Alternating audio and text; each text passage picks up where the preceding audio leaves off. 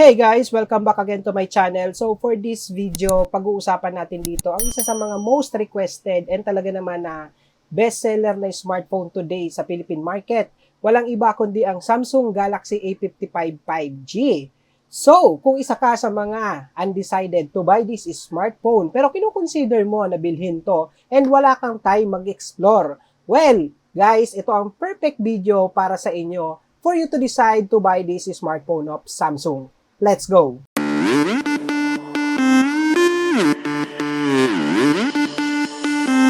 Alamin natin magkano nga ba ang SRP ng Galaxy A55 5G sa Philippine market.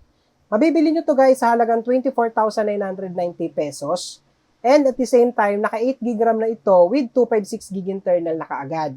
Wala pong ibang variant na nilabas nito sa Philippine market. Ito lang po, nag-iisa. Pwede mo rin naman i-expand yung 256 if nabibitin kayo sa storage. Pwede nyo pa itong lagyan ng up to 1TB through SD card. Pagdating naman sa colors options guys, mayroon kayong mga trendy taste colors options na pwedeng pagpilian. Andyan syempre ang Awesome Ice Blue, Awesome Lilac, Awesome Lemon, and Awesome Navy. By the way, for the Awesome Lemon, this is not available po sa Philippine market. Possible kung gusto nyo itong kulay na ito, mabibili nyo siya sa mga online stores. Pero again, kahit alin naman dyan yung piliin ninyo na kulay, masasabi ko na pasok for your daily lifestyle. Ngayon naman, just take a look with the physical and the design itself of the Galaxy A55 5G. Still, andun pa rin yung Galaxy identity, yung placing ng camera, and syempre, yung pinaka-trademark na itsura ng camera or yung back ng Samsung Galaxy smartphone, andun pa rin, napanatili pa rin for the Galaxy A55 5G. Tapos, ang malupit doon, A-series to, pero pag tinignan mo, akala mo S-series. Tapos, sinabayan pa yan ng glass panel back design, which is yung materials na ginamit sa kanya sa likod. Naka-glass na po, which is most likely, ginagawa lang yan ni Samsung or nilalagay lang niya sa mga high-end or flagship. And ito pa ang malupit for this Galaxy A-series. Naka-metal frame with hairline finish na rin ito. All throughout dun sa pinaka-frame niya ha. Yes, you heard it right. Naka-metal na po ito for the Galaxy A-series. Kaya naman, talagang pag ginawakan mo, premium na premium tong smartphone na to. At the same time, alam mo yun, nandun yung feeling ng matibay yung smartphone mo itself.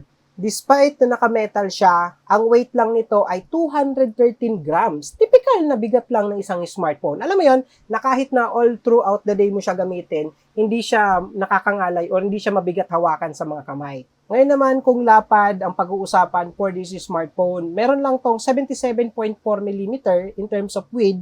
And pagdating naman dun sa haba niya or height, meron tong 161.1mm. Masasabi ko na ano siya, malaki yung screen and ang ganda niya kasi ang compact talaga niya pagdating sa mga kamay dahil nga dun sa sukat niya. At hindi lang yun, napansin ko rin sa kanya, hindi siya kagaya ng ibang smartphone today sa market na sobrang kapal ng mga bezels, no? So, yung ibang smartphone kasi medyo makapal yung bezels. Pero ito, tignan nyo maigi guys, yung gilid niya, almost more on screen na rin talaga yung ma-enjoy mo for the Galaxy A55 5G. At hindi lang yun pagdating naman sa pinaka-nipis, well, masasabi ko na manipis tong smartphone na to para sa meron sa kanyang presyo. So imagine they have 8.2mm in terms of thickness. So manipis na yan para sa ganitong smartphone. Alam mo yan, hindi ka na mababalkihan pagka all day mo siyang hawak. Diba? Most likely naman ng mga smartphone ngayon, sa buong araw natin hawak kasi yung mga trabaho natin, minsan nandyan na eh. So, ito, masasabi ko na ang compact size nitong Galaxy A55 5G. Explore na rin natin yung mga buttons and ports itself. So, as you can see guys, ito siya, sa bandang ilalim niya, kapag tinignan ninyo, makikita ninyo, meron yan dyan dalawang maliit na butas. Ayan siya. So, this is the main microphone. So, ang maganda dito, dalawa agad yung microphone niya sa bandang ilalim para kapag, example, may kausap kayo, malinaw kayong napakikinggan ng kausap nyo. Kahit wala kayong earphone. Next is the USB Type-C port. Ito yon. So, that's common naman sa mga smartphone nowadays. So, syempre, ayan, asahan natin, Type-C na rin to. And also, they have the main speaker. Ito yon. So, ito yung pinaka-loudspeaker niya sa bandang ilalim. So, ayan yung makikita nyo dito sa Galaxy A55 5G sa bandang ilalim niya. At kapag nakaharap naman sa inyo ang Galaxy A55 5G, sa bandang kanan, dyan yung makikita yung power button and katabi niyan is the volume button. Sa bandang itaas naman, dyan yung makikita yung additional microphone which is itong butas na ito.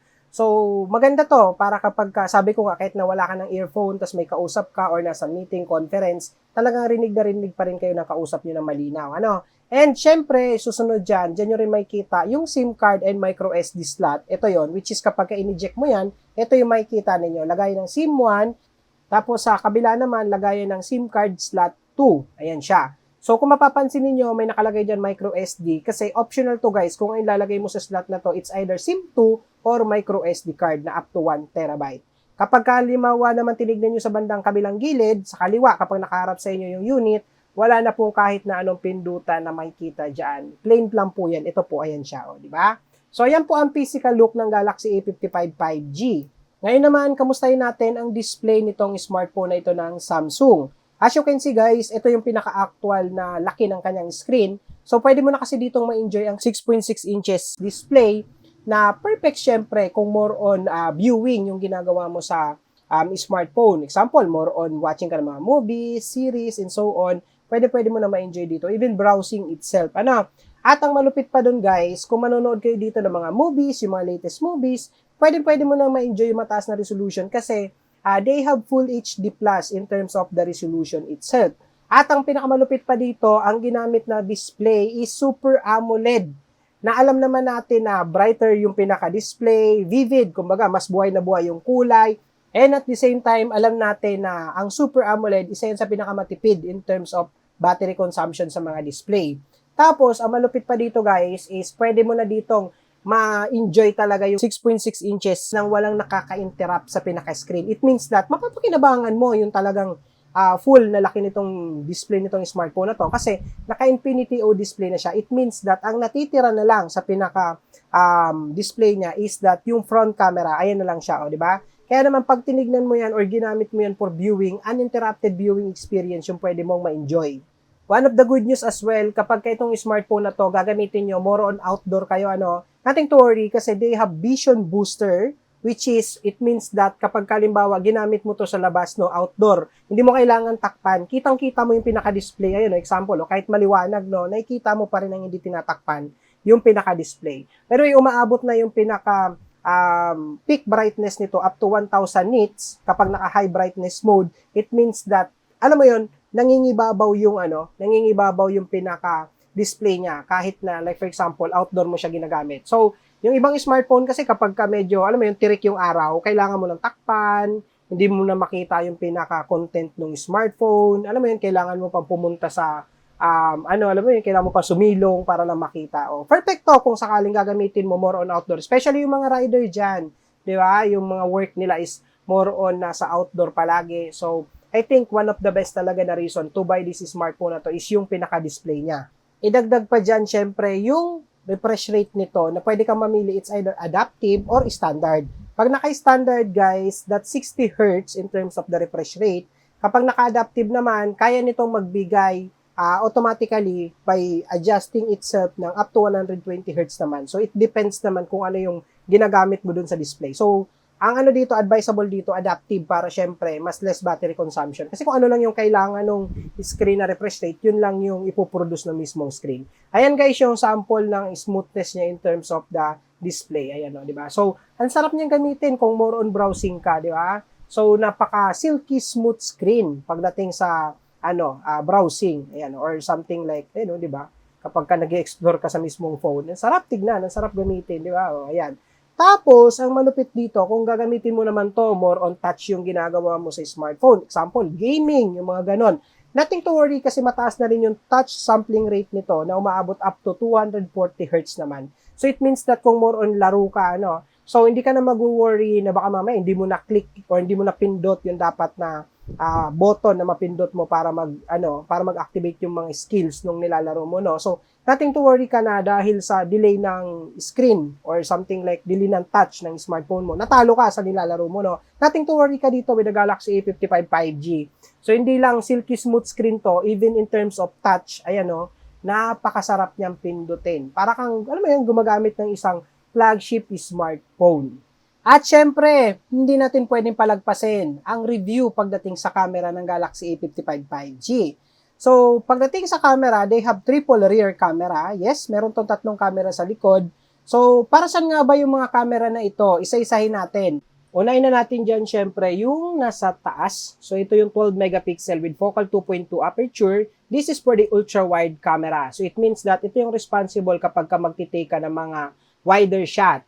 Next naman is the main camera. Ito yung nasa gitna. Meron tong 50 megapixel with autofocus technology and OIS. Para kahit na medyo shaky yung kamay mo pag nagtitake ka ng photo, less blur.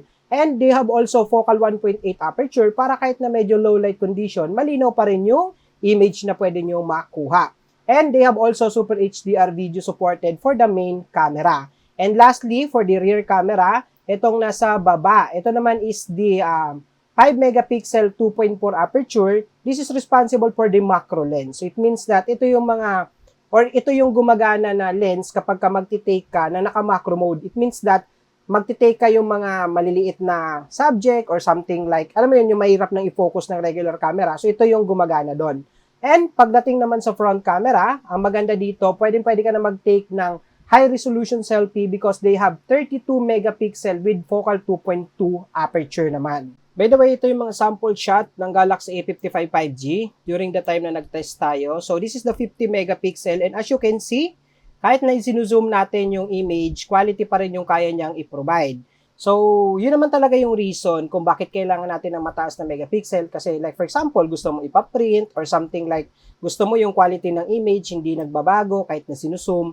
So, yun mo mapapakinabangan yung mataas na resolution.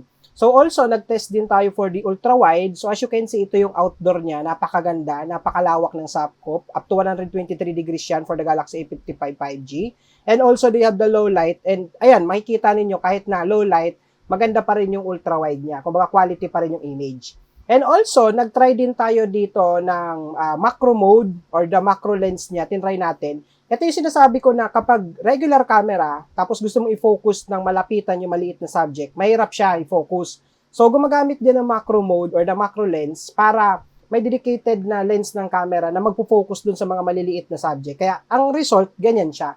'Di ba? So, hindi nahihirapan yung camera mag-focus kahit na maliit yung pinaka-subject. As a result, ito yung magiging output niya. Ayan siya, 'di ba? Regular camera, kaliwa, kanan is the macro mode camera. Ayan siya yung pinaka-result niya. Sinubukan din natin mag-capture using the regular camera mode. So, wala tayong inactivate na kahit na ano dito. And as you can see, ito yung result. Low light din yung condition during the time na kinapture natin to. So, masasabi ko sa price na meron to, maganda na talaga yung camera ng Galaxy A55 5G. We also tried the portrait mode. Ito yung nagbo-blur yung background and as a result, ito yung naging capture ng image. So, outdoor to and makikita ninyo na napakaganda ng kuha. Kumbaga, talaga nangingibabaw yung pinaka-subject and hindi lang yun kaya niyang i-separate yung pinaka-main subject dun sa background blur, di ba? So, yun, nangingibabaw talaga yung kung ano yung gusto mong ipakita dun sa pinaka-image. At hindi lang yun ang napansin ko rin dito na maganda for Galaxy A55 5G compared with other brand, pwede mong i-adjust yung blur before and after taking the photo. Ito naman yung low light ng portrait mode and as you can see, kahit na medyo low light yung condition, ang ganda pa rin ng kuha. Kumbaga, even yung mga maliliit na part ng image, kayang-kaya niyang i-separate. Like for example, yung tenga, yung mga ganon, di ba? So sa ibang smartphone kasi, most likely yung ganyan, hindi na niya kayang i-separate sa pinaka-background, especially kapag ka low light. Alam mo yun, medyo nagbi-blend na yung blur at saka yung pinaka-subject. Pero with the Galaxy A55 5G, masasabi ko na perfect na rin yung pinaka-portrait mode niya for this Galaxy A series. At ito naman yung sa video recording test. Kung mapapansin niyo outdoor yan, smooth yung niya, yung recording ng video. So by the way, ni-record natin to ng naka 60 frame per second, which is, ayan naman yung default most likely sa mga smartphone nowadays sa market. So, masasabi ko na maganda tong smartphone na to kung more on, nagre-record ka ng mga video. So, kung pang ano lang naman ang kailangan mo, pang daily video recording, perfect na tong smartphone na to. Also, nag-test din tayo ng indoor. Ayan yung result naman during the time na nag-record na naka-indoor yung smartphone. So, okay din naman. Maganda rin yung niya, yung output. Ayan na yung pinaka-actual na result. Wala tayong ginawa dyan na iba, wala tayong inedit. So, settings yan is 60 frame per second. So, ito naman yung sa video recording test during the time na nag-record tayo na medyo low light yung condition ng area. So, smooth pa rin, 60 frame per second din yan. Ayan di ba? So, kung mapapansin niyo kaya niyang pa rin ipakita yung mga detailed dun sa video. Like for example, ayan oh, 'di ba? Yung building, yung pangalan ng building, 'di ba? So sa ibang smartphone kasi yung ganyan, alam mo 'yun, parang hindi mo na masyado ma-visualize or di mo na mabasa yung mga words, mga ganon. So, nag-try din tayo na moving recording video test. Ito, low light yan ha. Kung mapapansin ninyo, naglalakad ako niyan habang nagre-record. And as you can see, ayan, di ba? Kahit na medyo low light, hindi shaky yung video recording niya. So, yun din yung nagustuhan ko talaga for the Galaxy A55 5G. Sa price range na meron siya, masasabi ko na kung more on video recording ka ha, ito na yung isa sa mga budget-friendly na smartphone na kaya mag-record ng ganito kay-stable na video. And, ayan, sinubukan din natin mag-compare with other brand. Kasi itong Galaxy A55 5G, meron siyang tinatawag na Adaptive BDIS technology. So, ito yung technology na to, ito yung nagpapanatili ng stabilization para kahit na medyo moving ka during the time na nagre-record, stable pa rin. Isa pang magandang feature ng Galaxy A55 5G ay yung tinatawag na Super HDR video recording. So, ang maganda dito, para mas maintindihan natin, gumawa ako ng comparison with other brand na walang Super HDR video feature. So, yung Galaxy A55 5G, ito yung nasa taas, and then other brand yung nasa baba. Kung mapapansin niyo yung pinaka-subject nitong video, yung background, hindi na masyado makita yung sceneries. I mean, alam mo yon sa ibang brand, tingnan nyo, naka-white na lang. While the Galaxy A55 5G, kitang-kita nyo pa rin yung building, even yung pinaka-sky, di ba? So, ganun nag-work yung Super HDR video. Para naman sa mga mahilig mag-take ng selfie, good news for the Galaxy A55 5G. Masasabi ko na maganda siya pang take ng selfie. So, by the way, this image is captured outdoor. And ang result, ito siya, napaka-natural ng image na kaya niyang i-provide sa front camera. So, unlike with other brand kasi, most likely yung mga ganitong price range, alam mo yung built-in na yung pinaka-filter. So, hindi mo na ma-appreciate yung pinaka-beauty kapag ka nag-take ng selfie. Unlike dito, ayan, natural lang yung kaya niyang i-provide. At ito naman yung front camera, naka-regular mode dyan, walang kahit na naka-activate na settings dito. So, low light siya, and as a result, ito yung naging captured natin sa image. So, ganun pa rin. Natural yung image na kaya niyang i-provide, di ba? Ang pogi ko dyan. And also, kaya niyang magkuha ng malinaw even low light condition. At ito naman yung naka-portrait mode, low light din yan. So ito yung nagbe-blur yung background. And as a result, masasabi ko na kaya niyang i-separate din yung pinaka-subject dun sa background. Tingnan niyo yung pagkaka-blur niyan, di ba? Akala mo ginamitan ng rear camera. At kung mahilig ka mag-record ng video, another good news for the Galaxy A55 5G, kaya na nitong mag-record sa front ng 60 FPS and up to full HD resolution po. So as a result, ito po yung naging output. Another good news for the Galaxy A55 5G para sa mga aspiring vlogger naman or sa mga mahilig mag-record ng video or gumawa ng instant review. So they have the dual video recording which is kaya na nitong mag-record sabay front and back camera. So as a result, ito po yung naging naging output nung tinest natin siya. So masasabi ko na kung ano yung linaw ng rear and ano yung linaw ng front. So, kaya niya po yan pagsabayin yung recording na yan. Para naman sa mga hindi ganun kagaling, kumuha or umanggulo ng mga photo kapag nagtitake kayo. So, nothing to worry kasi ang Galaxy A55 5G, they have the shot suggestion feature wherein magkakaroon to ng guide sa mismong screen ng camera niya. Ayan siya. Kung makikita ninyo dyan, meron yan lumalabas. Ito, yung parang nag-yellow. So, it means that ayun yung isa sa mga perfect shot na pwede nyong i-capture dun sa mismong image na yon. So, alam mo yun, kahit na hindi ka ganun kagalingan, at least kaya mo na ngayon mag-take ng perfect angle ng isang subject. Like this one, ayan. Isa pang malupit na feature na meron sa Galaxy A55 5G na most likely nasa mga flagship lang ng Samsung is yung tinatawag na auto-framing. So, ang auto-framing, isa to sa mga feature na talaga namang mapapakinabangan mo, especially kapag wala kang katulong kapag ka nagre-record ng video. So, ito, pwede mo lang i-steady lang yung pinaka-camera habang nagre-record, tapos activate mo lang yung auto-framing. Tapos, ayan, kung mapapansin ninyo, no, so, akala mo merong nagnanavigate dun sa camera, pero wala po yan, naka-steady lang yan. So, it keeps the camera centered on the screen ng mismong subject. So, para mas maintindihan natin, ayan yung comparison with other brand na walang auto-framing feature and the Galaxy A55 5G na naka-auto-framing feature. So, kung mapapansin ninyo, di ba, ayan nag-a-adjust automatically yung pinaka-camera. So, alam mo yun, laging nasa center yung pinaka-subject. Ayan, di ba? Lupit. So, nasa flagship lang yan dati. Isa pang flagship feature na meron sa Galaxy A55 5G is yung tinatawag na Object Eraser, which is ito yung pwede mong i-remove instantly yung mga unwanted subject dun sa pinaka-image. So, napakadali lang yan. Punta ka lang sa gallery, hanapin mo lang yung edit photo, tapos harapin mo yung Object Eraser, i-select mo lang yung ayaw mo or gusto mong i-remove dun sa image. Ayan, so click erase. Ayan, so in a second, di ba, na wala na kaagad yung pinaka ayaw mong kasama dun sa subject. So, ganun kalupit ang Galaxy A55 5G. Meron na rin tong single take feature wherein in just a single take from the word itself, kaya na nitong mag-provide ng multiple mode ng camera. Merong boomerang, merong naka-collage, may video, may regular image, and so on.